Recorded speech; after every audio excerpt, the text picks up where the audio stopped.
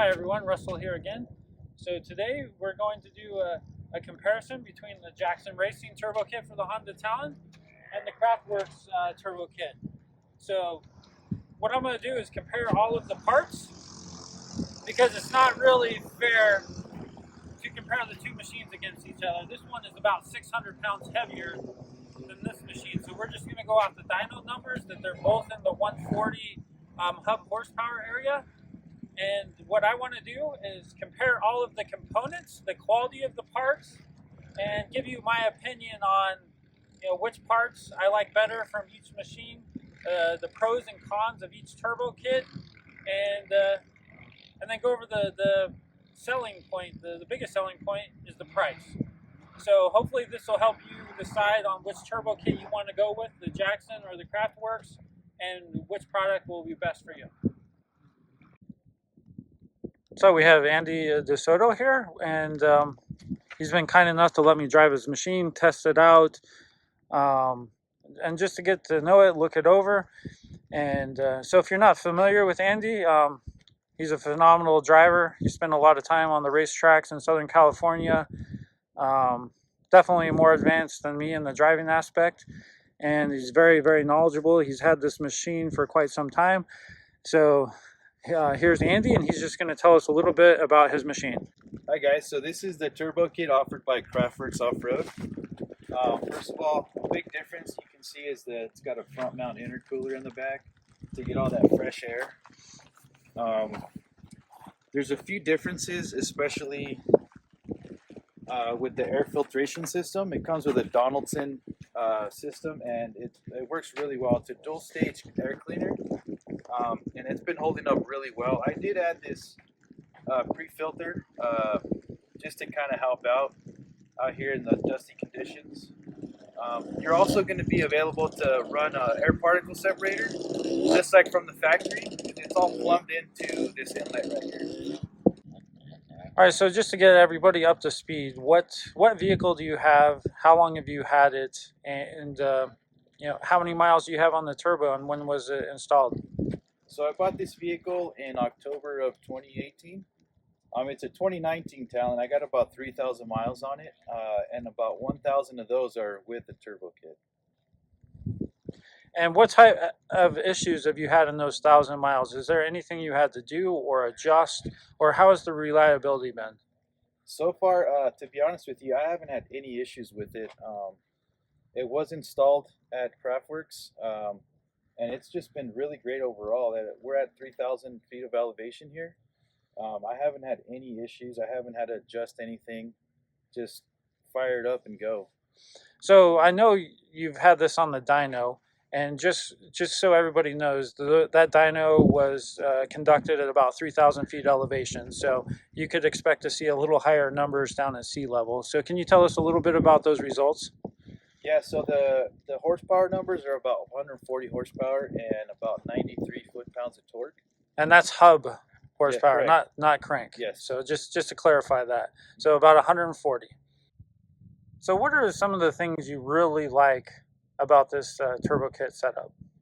So one of the biggest things I like is how the intercooler is up and away from the heat source from the engine, and it's constantly getting fresh air, and that's going to keep your horsepower very consistent, especially on a hot day. If you can come down here a little bit, if you notice all the hardware and just the way the welds are done, it just looks very stout, very heavy duty. That's something I've noticed as well. It seems very, very beefy.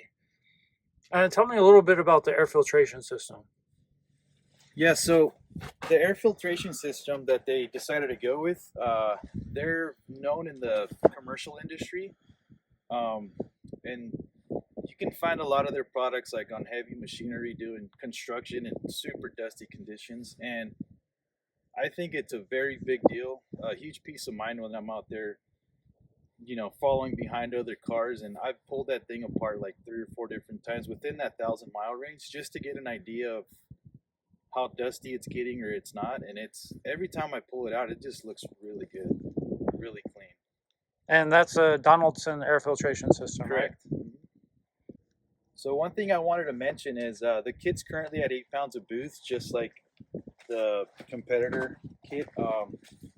It was engineered to hold up to around 250 horsepower with just a change of the wastegate. Obviously, the stock internals won't hold up as well as they do now with the 8 pounds, so it's ready for more power. So it's a very entry level setup for you to build your motor, and you wouldn't have to upgrade any parts on the kit besides the wastegate. So it's basically safe with a stock engine. Correct. So do you want to tell us a little bit about accessing the air filter and what you need to do that? Absolutely, yeah. So first thing you want to do is you want to come into the tanks here. You got to remove these clamps here. That way the plumbing's free. And then you'd have to go right next to the turbo on the compressor side and remove this clamp. And there's another clamp to the plenum. And once those are free, this whole section right here just slides right off, and then you'll have access to the air filter. It probably takes about 5 to 10 minutes. You get faster the more you do it, but I got it down to like 5 minutes. And this is something that could be replumbed without much effort if you wanted to do a little different setup. Absolutely, yeah. If you had like a race car and you didn't have none of this plastic stuff, or even put the air filter in another location, I mean, all this is just plumbing. So you can obviously modify that without any issues. And too, as far as the intercooler goes, like for me, where I have an enclosed cab and a rear window, I wouldn't get the airflow necessary to reach its full potential and do its job. So this will have a twin fan kit that will increase, or well, I guess it would actually decrease your intake air temperature. Yeah, correct? so this is all automotive grade with the kit itself, everything on here, and you can install any custom fans here. There should be some options coming out, so you can have like a dual fan stage setup. Absolutely. So I'll just go over a few things on the Jackson Racing Turbo Kit that I've experienced. Some of the things I like, some of the things I don't like, and some of the things I've changed. Okay. So this turbo kit started on my two-seater Talon. If you follow my channel, you've probably seen that. I did switch it over to my four-seater Talon. And so I'll just go over some of the things I do like and some I don't. So the intercooler location is in a good location to utilize the rear of the bed. So I have the Milwaukee pack-out system. That's great. But as far as functionality, it's really in a heat-seeking location, even with that fan, especially at lower speed. So if you're rock crawling, you have an enormous amount of heat coming in there. So that's where I think the location of the Kraftwerks is going to be a little bit better, because you're not going to have all that engine heat coming up and hitting it. But as far as it being out of the way, it is definitely out of the way in this kit, and it's easily accessible.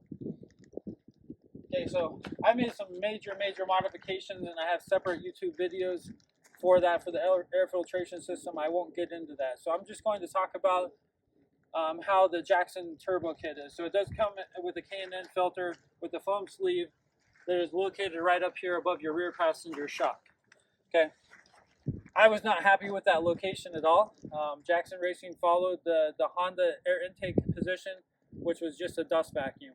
So in dusty conditions, every 300 to 500 miles, you're going to have to take that filter out and clean it. So that's where I just kind of rerouted it, and I can go 2,000 to 3,000 miles with this current setup. But also keep in mind with the Kraftwerks, some of that stuff can be easily plumbed for like the type of applications that I'm doing. So you could easily add a particle separator to that Donaldson filtration system. So in my opinion, the Donald filtration system is going to be absolutely superior to the K&N. For me, I'm currently running a washable. You can wash it with water and reuse it hundreds of times. It's from Desert Craft in Victorville, California. Again, I'll put the link for the video in that. So as far as just going over the components, some of the issues I've had with this turbo kit. So this is my third turbo, and the turbo itself was holding up. The bracket right here, the bolts on this bracket were just snapping off, and it was replaced under warranty twice. The turbo itself was holding up without any issues. Frequent problems I have are the exhaust manifold bolts, or the nuts, will come loose. So one reason I've installed the AFR gauge is to monitor that, because when I start getting some lean readings in the vehicle, which at idle this should be 14.7 AFR, full throttle, full boost should be 10.5. So when I start getting 14, 15, 16 AFR readings, I know that these 3 turbo bolts or the 2 turbo exit bolts have came loose. So where Andy has went over 1,000 miles and has not had to adjust anything is very appealing to me. Every 100 to 500 miles, I am tightening down these bolts, the 3 turbo bolts, the 4 exhaust manifold bolts, and the 2 turbo exit bolts. So one other issue I've had is the turbo exit support bracket right here actually snapped all the way off, and I re-welded it back up. So this bracket was just dangling. Another issue I've had is the turbo support bracket right here. They've redesigned this. The first bracket I welded to the motor mount, but that also broke. They came out with a new kit that has 3 bolts. That has been holding up, but what happens is when this turbo support breaks, it's going to break your exhaust manifold. So this is my 3rd exhaust manifold as well. As far as supplying the turbo with oil, it's a very similar setup. They're tapping in over there on the driver's side. The only difference is the Jackson Racing is running their oil supply around the rear. The Kraftwerks is going around the front. The return line is going to the same place, which is on the crankshaft cap on the front of the engine. So from that standpoint, it's very similar. But one thing I've noticed with the Kraftwerks kit is where I'm on my 3rd exhaust manifold, that one looks a little heavier duty and a lot beefier. Like I can't see them breaking like I've had issues with here. The turbo exit also seems heavier duty. The turbo support seems like it has a better setup with the Kraftwerks than this one. So that's a couple of things to take into consideration. But also keep in mind that I have over 9,000 miles with this turbo kit. So of course, I have more potential for problems considering I have 9 times more miles. So just looking at this turbo support bracket, it's a similar setup.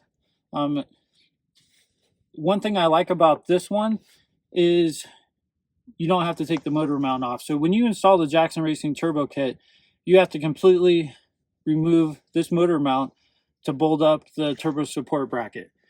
And you have to lift up the engine a little bit, support it, pull the motor mount off and mount it up. This can be done right in place. Looking at the turbo support itself, it is beefier, a little more heavy duty. Looking at the exhaust manifold right here, the weld, the support on it is more heavy duty. So looking at this product, to me it looks like something you would see in a car, something that's set up to go 150, 200,000 miles. It just, everything is a lot beefier, a lot thicker. I have never went 1,000 miles without needing to tighten up the turbo or the exhaust manifold. The turbo exit seems heavier duty and a lot less likely to have the support bracket break like I had in mind. Overall, it just looks like very high quality. So you have to take into consideration that it's approximately $1,500 cheaper. But from my standpoint, and looking at the hardware, you're not getting a cheaper product. So looking at this setup, it is going to be a little more difficult to get to the air cleaner, but also with the Jackson factory setup, it's not easy and it's not a great location. So I really enjoy the Milwaukee pack out system. Like I wouldn't be able to use it with this system. So just like I did with the Jackson Racing Turbo Kit, I'd probably replumb a few things and add a particle separator, add a couple of fans to the intercooler. And I think that's one difference where the dyno is going to be a little bit deceptive, because if I put both of these vehicles side by side on the dyno, it's going to give you much different readings than if I've been out here rock crawling for 3 hours. So because that intercooler over there is going to have a lot more heat soaking on it, that horsepower is going to go down. With this intercooler or rock crawling, you're not going to get a lot of airflow through it, but if you have a couple of fans, that's going to keep your intake temperatures down and keep your horsepower up. So overall, I like this system. I would probably modify a couple of things just like I did the Jackson kit. Accessing the air filter is going to be a little more difficult. It takes a little more work to get to the oil fill cap, which is not a huge deal because you can still change the oil and fill the engine through the dipstick here on the side.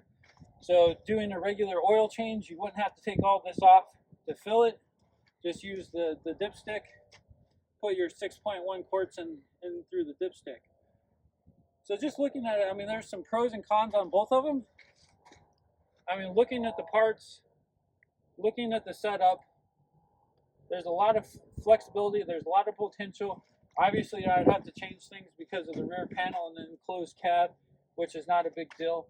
But I do like the idea of this and maintaining those lower intake temperatures. Lower intake temperatures are going to be more power. So I think that has a lot more potential. So one difference is going to be the software install. I think Jackson Racing is going to, and I'll insert a picture, is going to come with a flashing tool where you just plug in underneath the driver's seat on the 2 or 4-seater. It's going to give you some options of different tire sizes, 28, 30, 32s. It also is going to remap the transmission. So with the Kraftwerks kit, it's going to come with a dyno jet to install the software on. So in this scenario, it's a little different process. I do like the Jackson flasher. I think that's one slight advantage that they have, and the different options you can put in there. So I've spent quite a little bit of time behind the wheel on this. I mean, the power was phenomenal. I felt like the power curve was slightly different. I felt like the power come on at lower RPMs, which for long days should give you less fuel consumption. I did like, so it's hard to say, like the shifting was different between the Kraftwerks and the Jackson kit. I've grown accustomed to how the Jackson shifts, so I was more comfortable with it just because I have 9,000 miles. This shifts differently in a lower RPMs, I felt like. So I think it's going to probably be more fuel efficient would be my guess. So it's one of those things with whatever you get used to. If I had only driven this would be great. If I only drove the Jackson kit, like I don't think there's a huge difference. It's just slightly different. So that's something to keep in mind. So like I said, I do like the Jackson flashing tool. When I transferred the turbo kit from my 2-seater to the 4-seater, I could reflash it back to stock, my 2-seater, remove the turbo kit, and then reflash my 4-seater with the same kit. So you're able to lock the flasher to a vehicle and unlock it and switch it to a different vehicle. So that's one good point with the Jackson kit.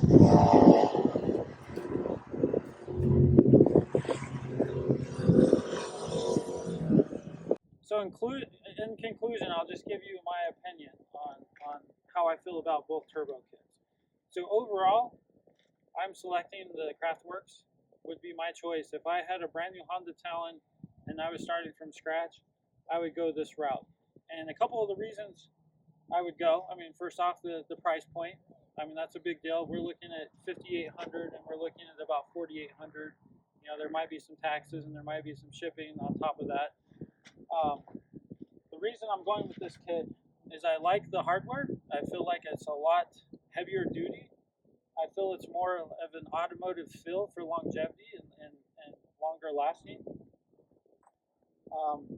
Some of the things I do like about the Jackson kit, I've dealt with them a lot. Their customer service has been very good.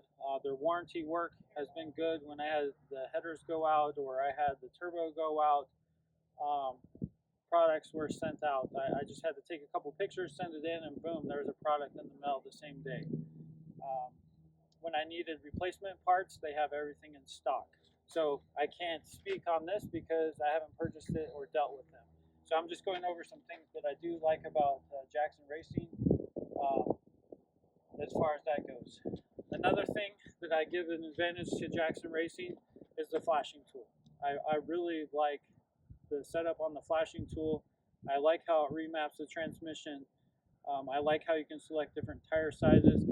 I have played with that a little bit, and honestly, even when I throw my 28s back on, I don't remap it for 28s. I just leave it 32s the entire time. So I do like the flashing tool a little bit better. But at the end of the day, $4,400, $5,800. If I had to start over, my opinion, I would go with the Kraftwerks kit.